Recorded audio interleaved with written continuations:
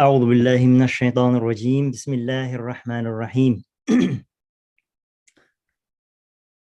اللهم علمنا ما ينفعنا وأنفعنا بما علمتنا وزدنا علما رب اشرح لي صدري ويسر لي أمري واحلل عقدة من لساني يفقهوا قولي. Assalamu alaikum everyone. Hello. Alhamdulillah. This is the 5th week on the topic of human eye, Ana, the human self. So far we discussed the ayah at the very beginning. We mentioned this ayah, استعيذ بالله إنا عرضنا الأمانة على السماوات والأرض والجبال فأبين أن يحملنها وأشفقن منها وحملها الإنسان إنه كان ظلوما جهولا. So we discussed one aspect of the amana at the very beginning, and we understood how deep the ayat of Quran, the verses of Quran. So in every ayat there are a treasure. So far we are discussing the introduction part of this, what is the true nature of human eye, and we discussed the functions of Ana, how it is helping us to know our Creator. It is a key for understanding, knowing the beautiful names of Allah subhanahu wa ta'ala.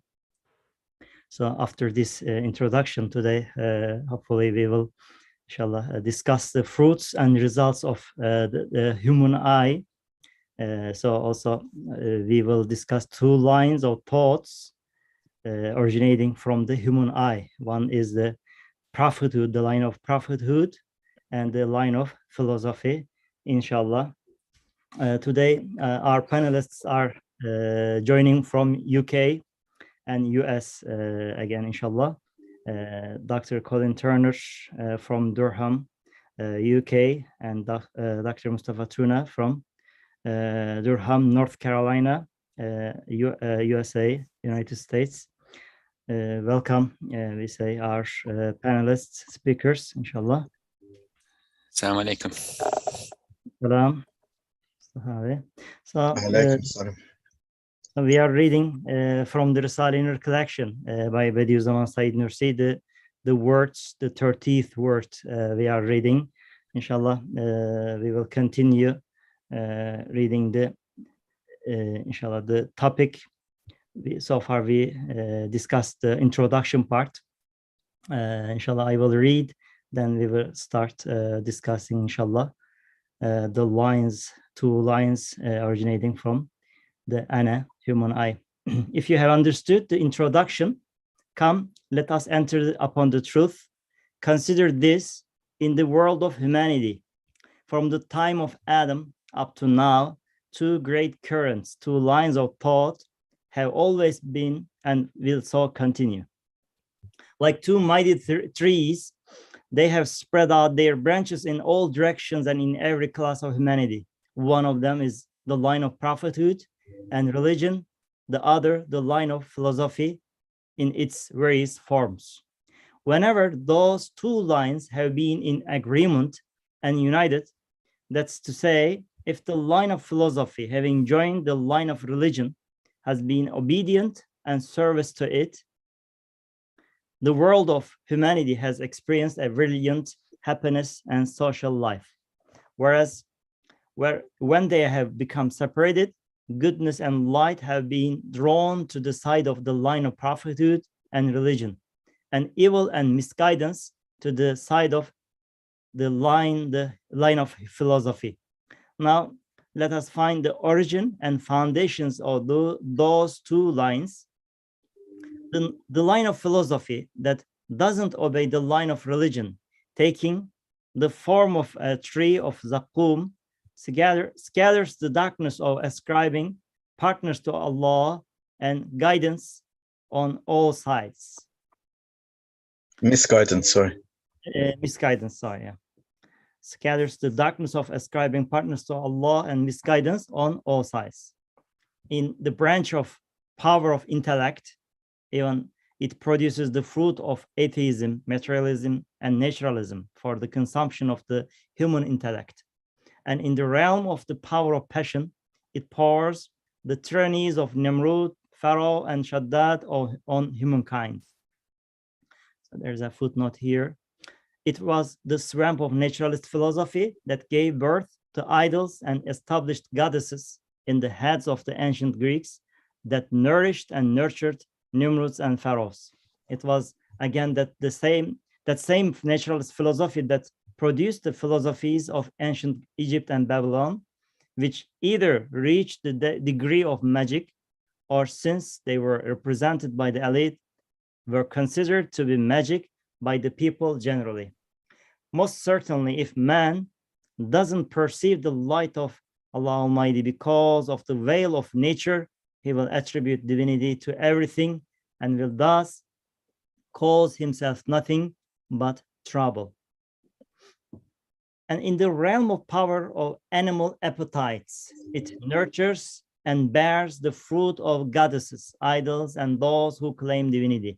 The origin of the tree of Zakum, together with the line of prophethood, which is like the tuba tree of worship, are in the two faces of the eye. The blessed branches of the line of prophethood in the garden of the globe of the earth are the following. In the branch of power of intellect, it has nurtured the fruits of the prophets, the messengers, and the saints.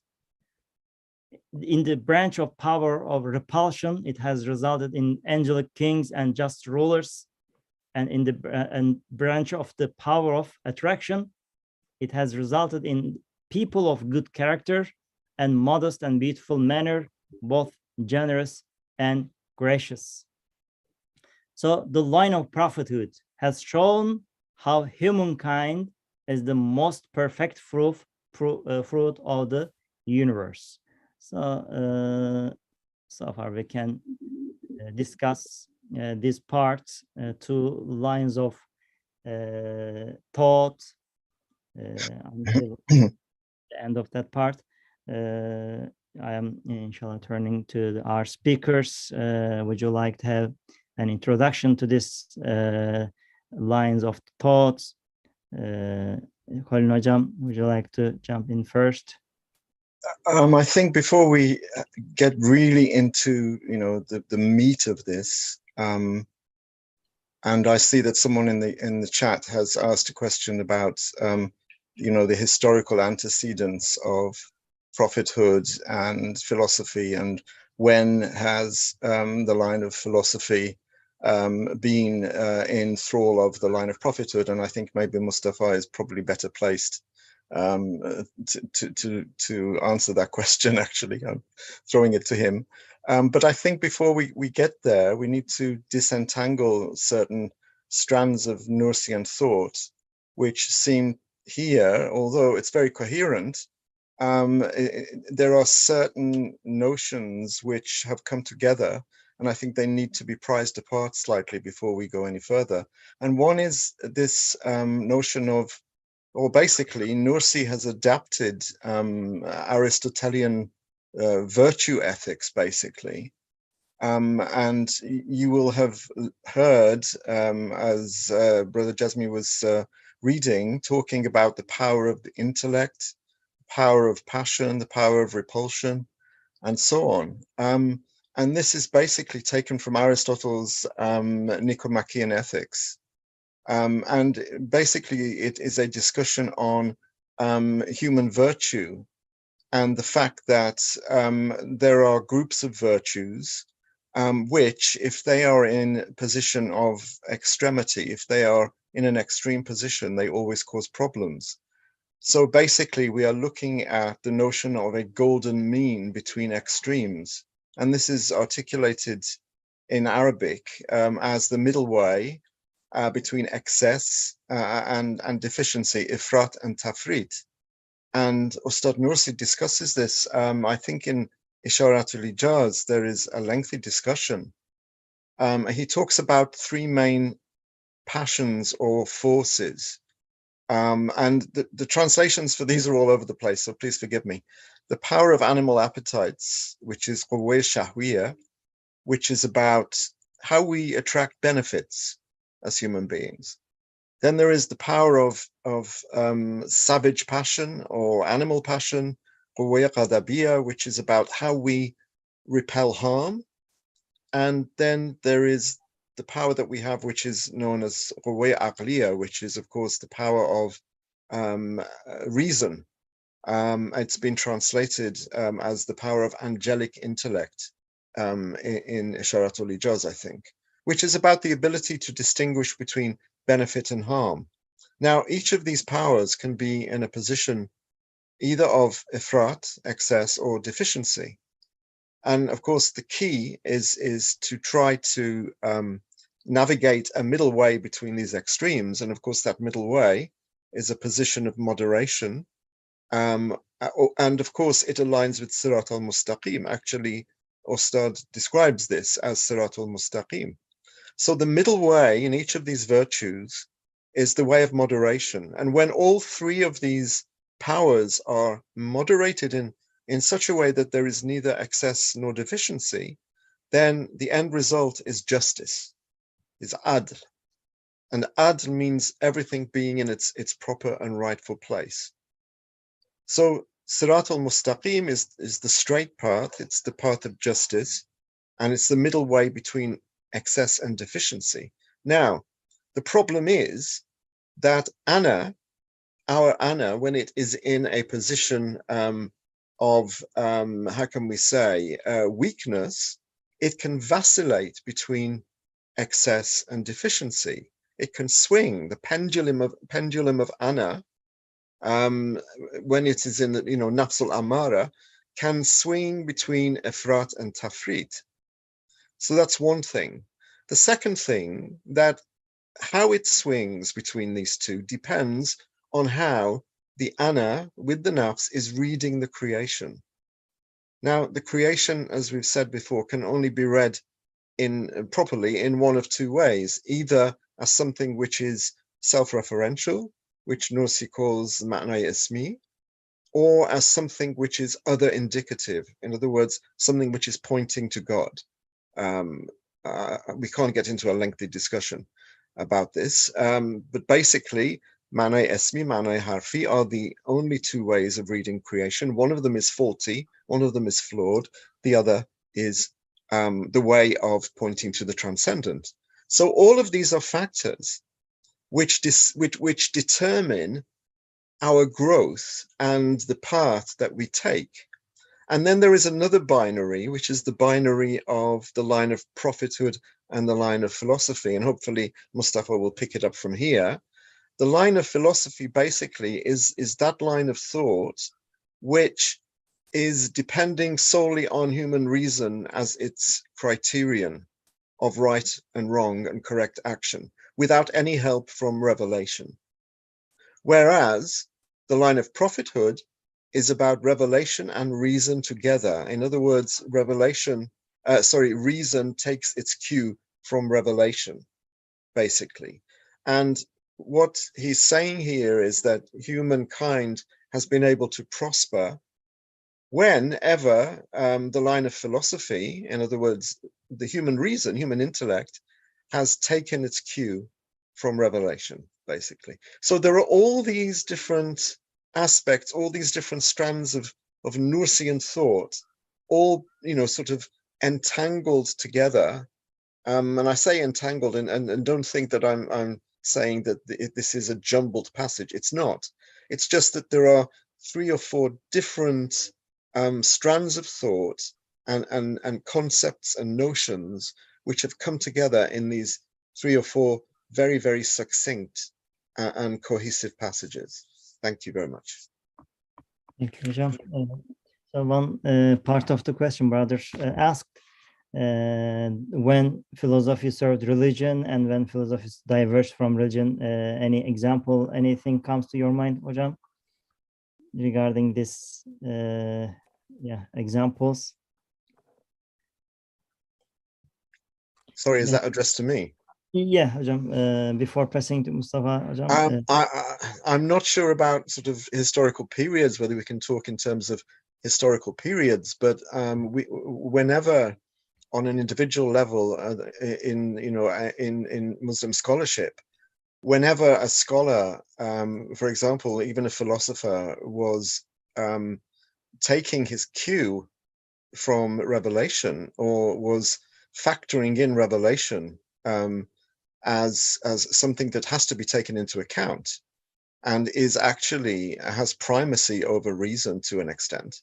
Obviously, when revelation is not fathomable, then we have to defer to reason. But basically, when reason and revelation are in harmony rather than in discord, then we can prosper. We can prosper intellectually, we can prosper academically, and we can prosper materially, because then everything is in its right place. Hopefully, the powers will be in the middle position.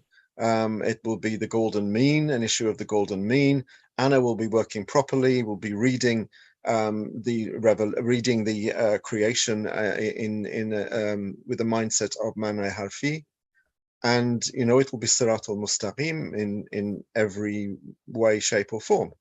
But I couldn't point to a period of history and say, well, that period is a good example, of how the line of philosophy and the line of prophethood. Maybe we can say, the so-called golden age, the Asra Sa'ada. But again, I think these have to be unpacked and discussed properly. Thank you, Hocam. Very well said.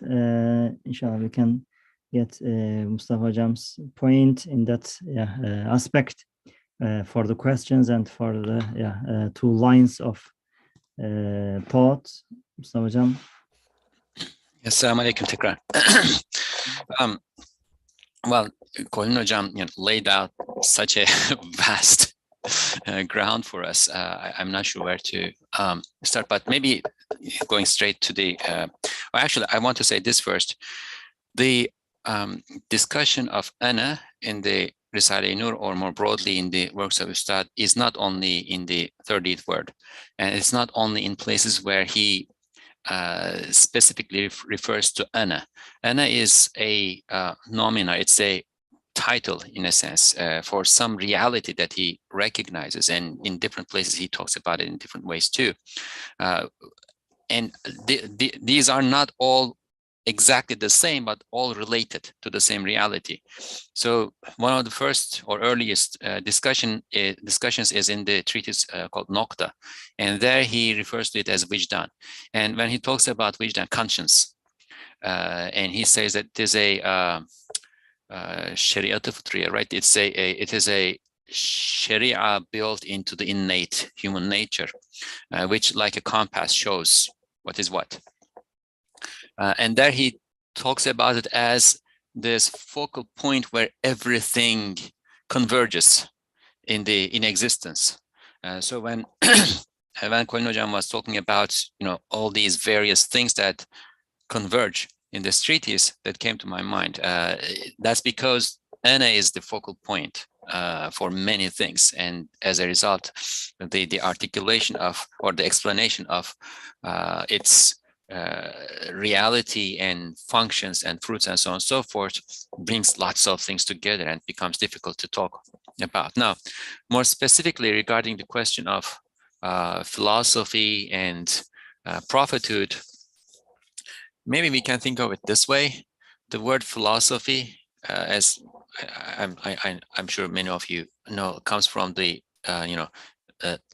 loving wisdom or loving virtue, right? It can be translated in this way. If we take it as wisdom, right?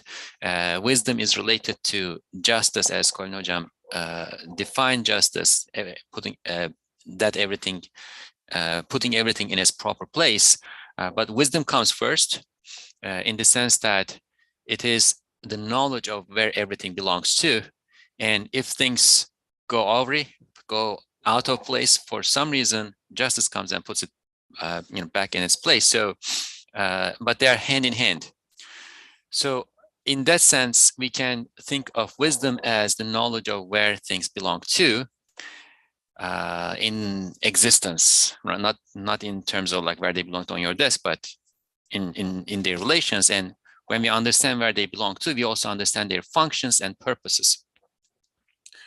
Philosophy in that sense is the study of what belongs where, what serves what leads to what in the creation. So in a sense, physics is philosophy because the science of physics studies how things work together. Chemistry is philosophy, biology is philosophy, astronomy is philosophy, and so on and so forth. And these all branched out from the original, or earlier, not original, but earlier philosophical traditions. Now, the problem is this investigation of where things belong can be done in two ways. And this comes to the point that Ustad Nursi is articulating here. One, it can be done from a ana perspective, from a self-centered perspective, with the human being putting himself or herself at the center of the universe and claiming that whatever it perceives to be the reality of things, the place of things, the function of things, is what it is. I mean, as everybody can recognize, this can be very misleading, and it can lead in many directions. There is not one philosophy that emerges from this. There are, I don't know how many, but like it can keep going, and it's not limited, right? Boundless. There's a boundless domain in which this can branch out. Now, the second one is for the ana to recognize what we recognize as its true quiddity, true reality, true nature, and to see that it is a key to realities that are in the cosmos, and it does not exist in and of itself, and the true meaning, true place of things can only be known by someone who can know this all, right? And then at the moment of that recognition, there comes revelation and says, here is a message from the one who knows it all. Now, if the ana at that point submits to that message from the one who knows all, then it can know things as they are, right? It can know reality as reality is. And because then it does things in accordance with the reality of things, right? It attains success. The things that it does leads to successful outcomes. But if it does not do that, then it cannot know reality as reality is, and it keeps erring. It keeps making mistakes. Now, to make this more concrete, or to give an example of when philosophy has submitted to religion, there can be many examples. Like some people think or suggest that Socrates was a prophet, and obviously Socrates would be associated with philosophy, but that's, we don't really know. But the Kalam tradition in Islam can very well be associated with this concept. It is about using the intellect to identify the reality of things and to provide proofs for the existence of God, attributes of God, the relationship between God and the cosmos, and so on and so forth. But obviously that tradition itself is a huge tradition, and there will be many colors, many varieties, and many degrees of cooperation between philosophy and revelation within that tradition itself. But this is the one big example that we can point to, and obviously I don't know for sure, but my sense is that Ustad Nursi also has that in mind. Perhaps starting from the peripatetic philosophers like Farabi and Ibn Sina and so on and so forth, where that submission is not at its full scale yet. Moving on to Imam Ash'ari and Maturidi, where the intellect is in the service of revelation and is doing what it is doing in order to understand revelation and provide evidence for its verity, right? And then we can move on to what is called in the literature the mutaakhirin, the later kalam tradition, where we can see things moving in other directions to some extent, and so on and so forth. As I said, this can also branch out in many ways. Thank you, Hocam. Very well. Yeah, said in detail. So we understand that yes, two lines have results, fruits in the modern world. So in the history, so they have shown their also fruits. So Colin Hocam, he mentioned the golden age, for example, when the philosophy united with the religion resulted in very important works of art, important discoveries. At university, I studied between the 8th and 12th centuries. The Islamic civilization has shown great advancement. It is called as Golden Age. So it may be a good example. Thank you, Mustafa Hocam. Regarding the definition of philosophy, Said Nursi, in one part of the tafsir, he is making an maybe elaboration on this fact. I want to read that part. This is from the staff of Moses.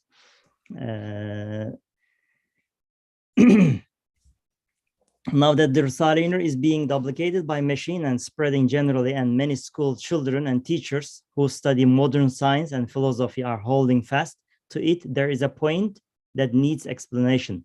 The philosophy the Risale-i Nur strikes at fiercely and attacks is not absolute, but the harmful sort. So in the Risale-i Nur collection, we observe Said Nursi, he is mentioning a negative philosophy, negative current as philosophy. So this is not absolute for the harmful sort. That expression is used for the philosophy and wisdom that serve the life of human society and morality and human attainments and industry and progress are reconciled with the Quran. So Mustafa Hocam, as you defined, all the sciences, modern sciences, so they have the philosophy. If it is used for the benefit of the society, for the humankind, so it is not opposing to the Quran.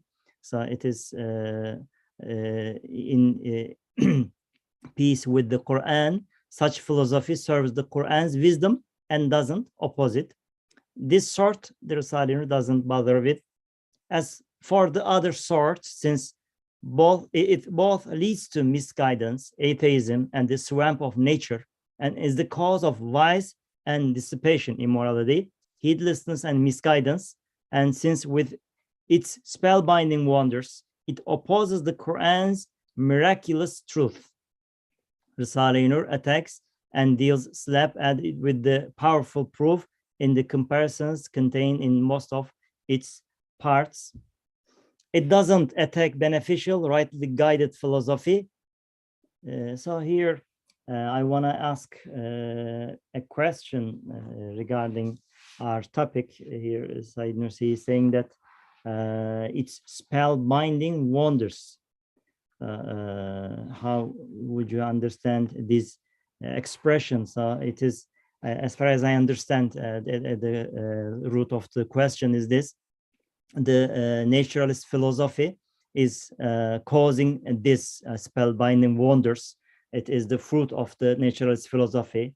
If I understand correctly, I want to ask this point: how do you understand, Colin Hocam? So they are attacking to the Quran's miraculous truth, the Quranic civilization, under the attack of this spellbinding wonders. How do you understand this meaning, Colin Hocam? I think, notwithstanding Mustafa's excellent articulation of philosophy and prophethood, I think what we need to really emphasize is that it is to do with niyyah and nazar, it is to do with perspective. It is perspectival at the end of the day, because ana of the philosopher or of the scholar who is in, or the thinker who is in the line of prophethood, is going to be in some kind of position. It's going to take a hermeneutical stance. It will be reading the creation either in ma'nai ismi or ma'nai harfi. The ana in any of those three powers will be in a particular position. And so all of these, you know, we can't understand how all these are calibrated and come together to constitute a perspective, which is basically focusing on human reason without the aid of revelation as the sole arbiter of what is right and what is wise. And therefore, when human reason is depending basically upon itself, it can go wrong in all manner of ways. You know, so the perspective and the intention come to play.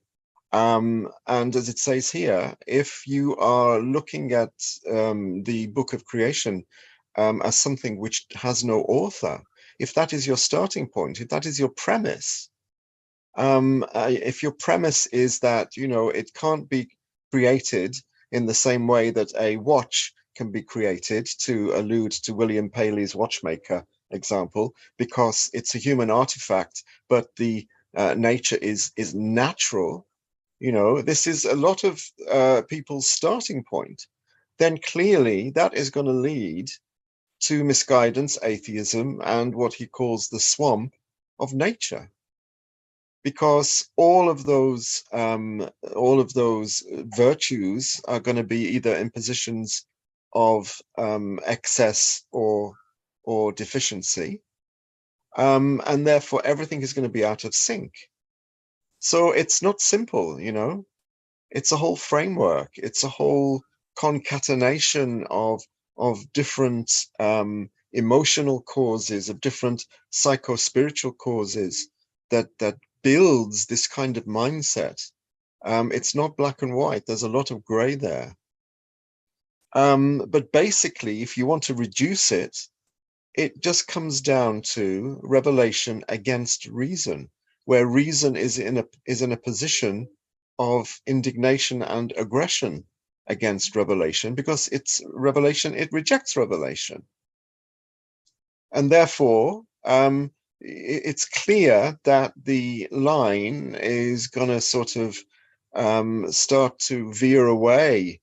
If you can imagine two parallel lines, if one of the lines slightly goes to the left or the right, then it's no longer going to be parallel. And so in time, it's going to be basically like 180 degrees different. And so all of these things that he's saying, you know, it's the cause of vice and dissipation, heedlessness. And of course, it has different impacts and different effects, depending on which power we're talking about, you know, intellect or power of repulsion or power of attraction. This is a very, very involved and nuanced science, really. The whole thing that Ustad is talking about is the science or the discourse of human virtue. You know, this is Nursian ethics, basically. And this is a very good example of philosophy being used in the line of prophethood, because Ustad Nursi is adapting the mechanisms and, you know, the means which philosophers use, such as very, very simply, for example, the use of the syllogism, you know, major premise, minor premise, deduction, induction, all of these things. But he uses it in the line of prophethood. And this is part of his genius. You know, it does what it says on the tin. When philosophy, in other words, the love of wisdom and the attempt to discern what is wise and what is right, when that obeys the line of revelation, the line of prophethood, then it can lead to wonderful things. And one of the things that it has led to is the Risale-i Nur. Thanks. Thank you, Hocam. Maybe it came to my mind. Can we say that Said Nursi, he is at this time, through his Risale-i Nur collection, representing the Quranic philosophy successfully. So he's representing the Islamic theology, but Quranic philosophy, can we say like that? I don't know about the term Quranic philosophy. That's quite a brave term to use. I would have to ask Mustafa what he thinks about that. Because it's a strange combination, Quranic philosophy, but maybe colloquially we can say, yes, this is like a Quranic philosophy, but this is wisdom as it should be, you know, using our power of reason, because our power of reason is basically a reflection of Allah's name Al-Hakim, with other names as well. But I mean, that is the Asma Azam, I think, for human reason, is the divine name Al-Hakim. So we are reflecting that. Our power of reason reflects that. Sorry, I've just lost my own chain of thought. But yeah, I think you're right. It is a kind of Quranic philosophy. Thank you, Hocam. So you're very well said. So Mustafa abi, would you like to say anything regarding this? Sure. Well, first to the question of Quranic philosophy. Well, that also needs to be opened up, because philosophy can be understood in this abstract sense that we defined, right? And the word wisdom is used and hikmah is used. And sometimes Ustad Nursi refers to philosophy as hikmah, or in the trend, it's not only Ustad Nursi, and much of this is in the tradition elsewhere too. He is bringing things together and then innovating and building on them. So if it is understood as hikmah or hikmet or wisdom, you can very easily say Quranic wisdom. So I don't see any problem in that. But the concept of philosophy also has a historical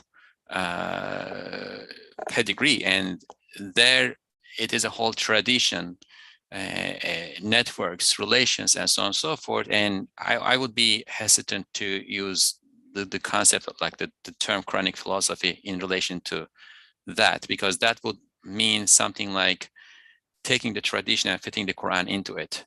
It's the other way around.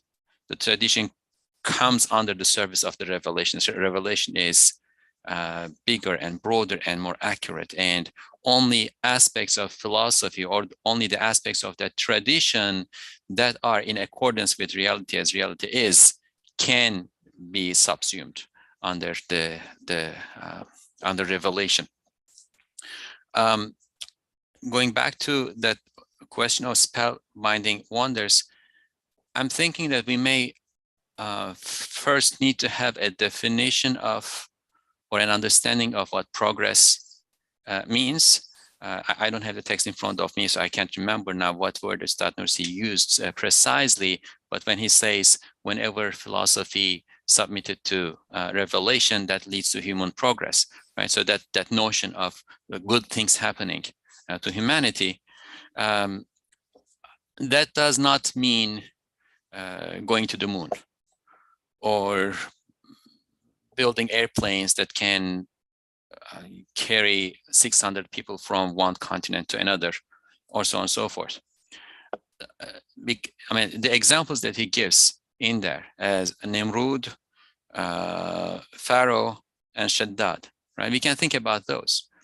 What was the spellbinding wonder of Pharaoh, right? The magicians. They had an understanding of how things work, what belongs where, right? They had wisdom in that sense, right? But they used it in order to blindfold people, in order to deceive people. And the outcome was not a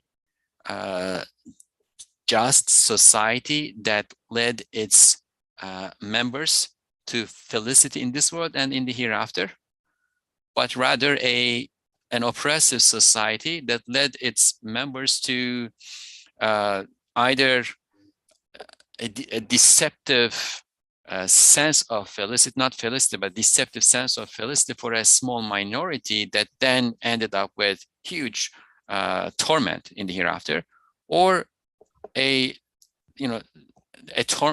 life of torment in this life and a life of torment in the hereafter. So the concept of progress has to be defined with regard to higher virtues, including this world and the hereafter. So in that sense, modern science or modern version of philosophy that has branched out into many sciences, right, may turn into a spellbinding wonder if it is not leading us to the right perspective, if it is distorting our nazar, as Colin Hocam mentioned, if it is distorting our niyyah, right? If it is giving us the impression that the nominative or self-referential or manai ismi meaning aspects of things is what is out there, and it is enough for us to have that. If anything of this sort is happening, it is a spellbinding wonder.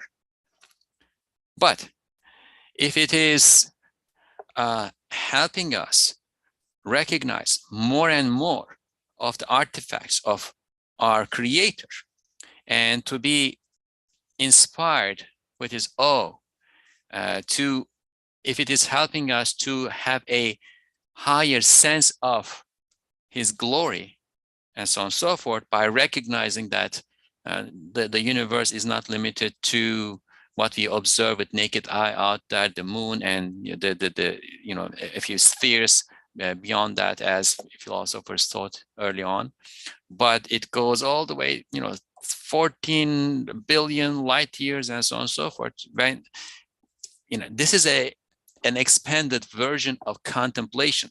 This is an expanded version of reflection, the kernels of which you find in Revelation. And the more we know about the universe that we live in, the more we find out about that, and the more we confirm the message that's in the Quran. Then it's not spellbinding; it is perfect. It is, it's a wonderful thing, and should lead to progress. Isn't that the kind of wonderful progress that Ustad Nursi is talking about?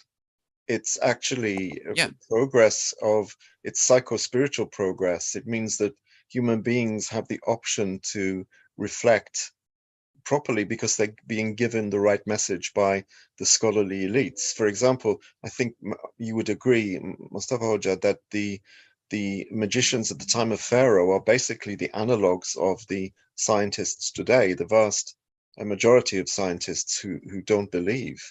They are basically doing the same thing. They are propping up the status quo, and they are obfuscating. They are not helping us. They are not facilitating our opportunities to reflect. They are actually hindering and hampering us by giving us wrong messages. And this is exactly what, in order to keep the status quo, and this is exactly what the magicians at the time of Pharaoh were doing. And the scientists have inherited the spellbinding wonders of the magicians. Yes, well said.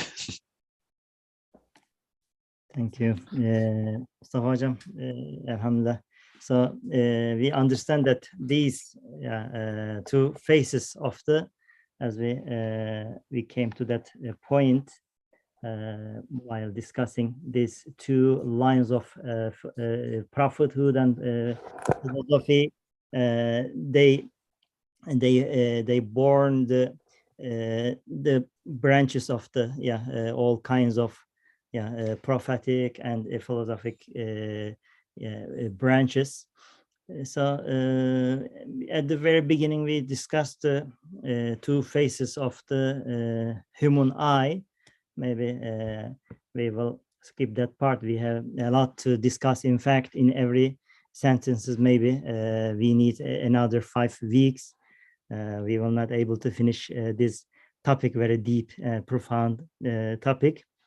I wanna especially right now focus on the fruits, some of the examples of from the fruits of the line of prophethood and the line of philosophy. So I want to read some examples, and we can discuss these on these examples, the fruits of the line of prophethood and the philosophy. Hopefully, now, in order to illuminate this truth, we shall compare the results which are born of the sound foundations of the line of prophethood with those originating from the rotten foundations of the way of philosophy. First example, according to the rule of be molded by God-given ethics, تخلقوا بأخلاق الله, which is one of the principles of the line of prophethood concerning individual life. There is the instruction be distinguished by God-given morals and turn towards Allah Almighty with humility, recognizing your impotence, poverty, and defectiveness, and so be a slave in His presence. Whereas the self-seeking rule of philosophy try to imitate the necessarily existent one. Is mankind's aim for perfection? No, indeed, the essence of humanity has been needed with infinite impotence, weakness, poverty, and need, while the essence of the necessarily existent one, wajib al-wujud, is infinitely omnipotent, powerful, self-sufficient, and without need. At this first example, I wanna focus especially at the face of prophethood, how it is leading to pure worshipping to Allah Almighty, and the way of philosophy causing gods, causing many types of divinity. Yes.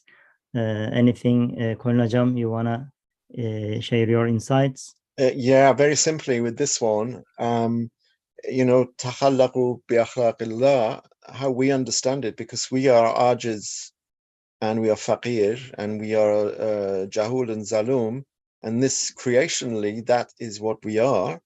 And however many perfections and virtues we appear to have, in actual fact we are still ajiz and faqir. Then the only thing that we can do is to reflect. In other words, when it says be distinguished by God-given morals and turn towards God with humility, it means all we can do is to orient the mirror of our being towards Allah and to reflect His names, to understand His names, to understand that we can't own those names, but we can reflect them as He's asked us to do. And in that sense, we can takhallaq, or we can adopt or take on the attributes of Allah without owning them, without possessing them, without wearing them, but we reflect them. Whereas when reason is the sole arbiter of what's good and what's right and wrong, and unaided by revelation, then when the ana finds in itself samples of these perfections, it makes the cardinal sin, the cardinal error of misidentifying those attributes as its own possessions.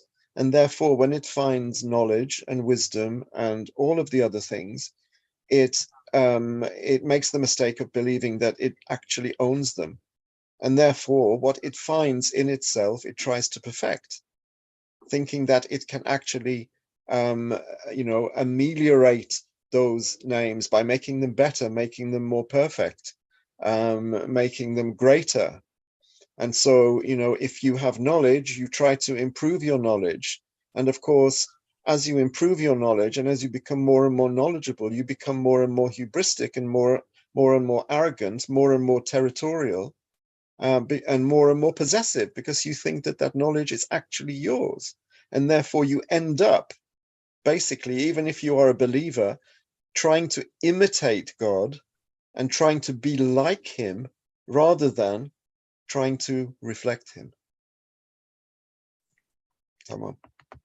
Thank you, Hocam. Very beautiful said. It's one point on your insight. Maybe we will not have time for, of course, discussing the other examples, but after the fourth example, Said Nursi, he is saying that being fascinated by the apparent glamour of the way of philosophy, being closely involved with it, some of the most learned scholars of Islamic theology, the foremost of Mu'tazilites, assumed reason to be self-sufficient, due to which they could attain only the rank of deviating novice believers. So Said Nursi is giving example, some of the figures of philosophy, Abu Alay Ma'arri and Omar Hayyam. So they considered maybe the philosophy as very fascinating. Maybe they couldn't see the beauty of the Qur'anic wisdom, and maybe it's a kind of enchantment of the philosophy. It took them away from the Quranic wisdom. So they a kind of maybe we can give an example for the spellbinding wonders. So they considered philosophy higher than the prophethood. Some of the Islamic philosophers suppose that when they have using the mind, they are getting higher rank than the prophets because of they are only depending on the revelation. Of course, it is maybe it is an example for the being affected by the wrong concepts of the philosophy. Yes, it came to my mind.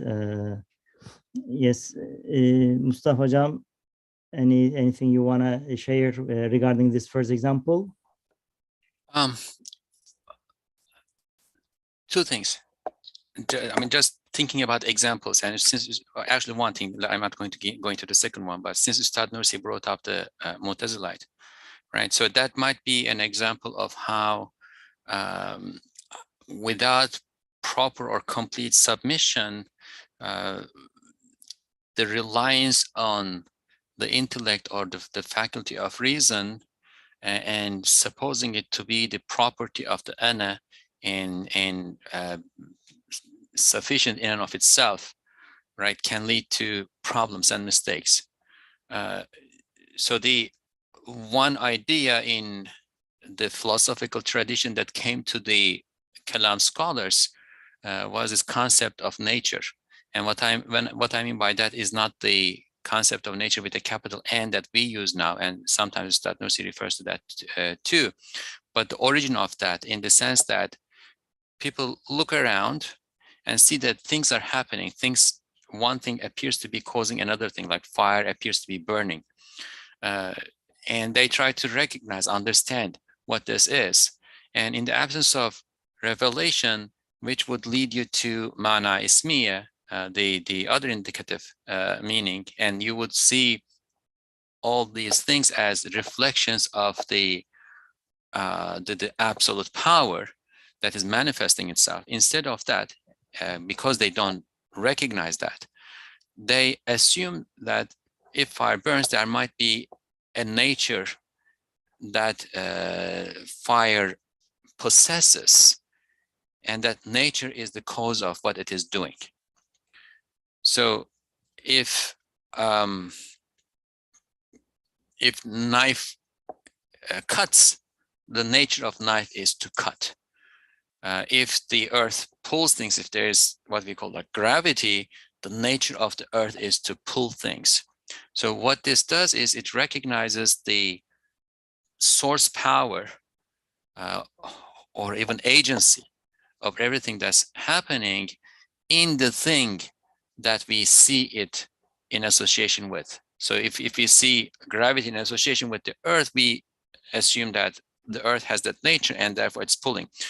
When all of these natures in things are put together, then that amounts to the nature with a capital N.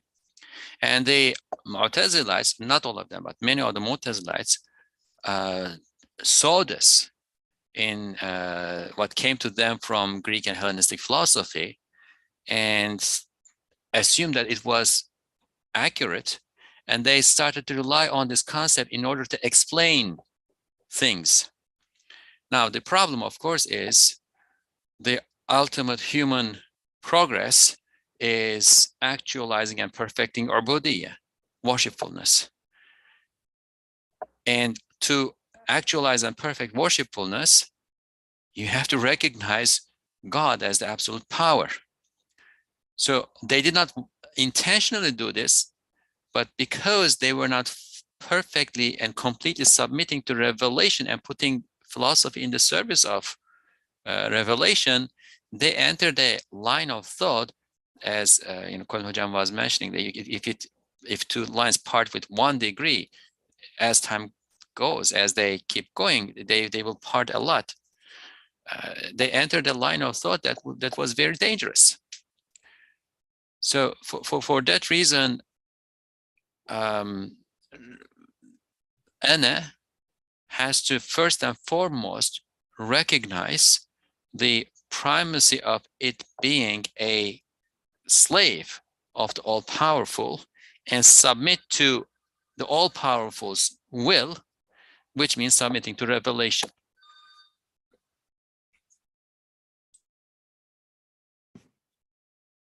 Thank you, Mustafa abi. Yeah, very good point regarding the aspect we are studying from the early primary school. We are studying the states of the matter, right? We are taught matter has 3 states: solid, fluid, and gas. So these are the conditions, the nature of the matter, and so on. Unfortunately, from the early years, we are having that naturalistic philosophy, as our education system all around the world, based on the line of the philosophy, without benefiting from the revelation unaided from the revelation, supposing that everything itself, everything owns itself, has its own qualities, its own nature. Unfortunately, from the early ages, we are studying this cause and effect relationship and the nature of everything. So maybe we are at the end of the time is passing very quickly. We are at the end of our session. This topic. Sorry, and amazingly, as you said that, Jesmi, that from a very, very early age, we are, it's inculcated in us, and actually, the line of prophethood is outlawed because our education systems are secular. Yes. Just as our polities are secular, our education system is secular as well. So our kids really are in a terrible, terrible situation, and it's down to families to try to subvert the education system by giving our kids the right tools.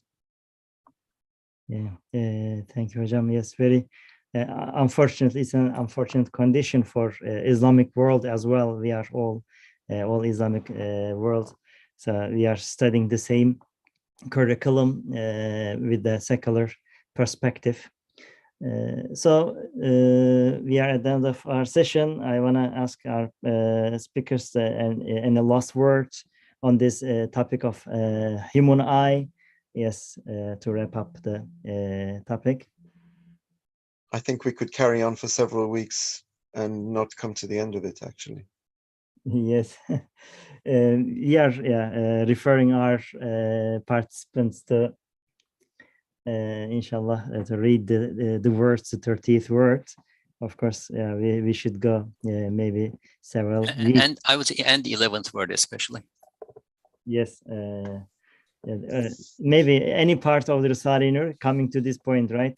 Because Said Nursi's in the first week, as we read the Manai Harfi, Manai Ismi, it took his 40 years of his life. So it is the basis of maybe teachings of Quran of Said Nursi. Yes. Thank you, Abi. Inshallah, we can finish with the dua, Mustafa Jam, if you wanna. You go ahead, make the dua, Jazmi. Go ahead.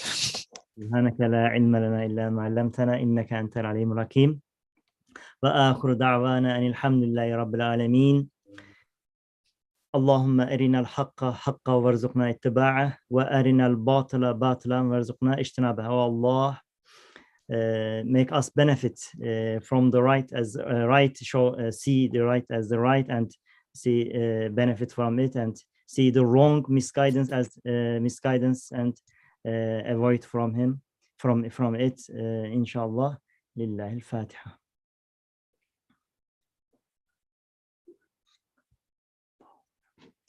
Thank you, all speakers, participants. Thank you. Assalamu alaikum, Thank you. everyone. Assalamu alaikum. Alaikum salam.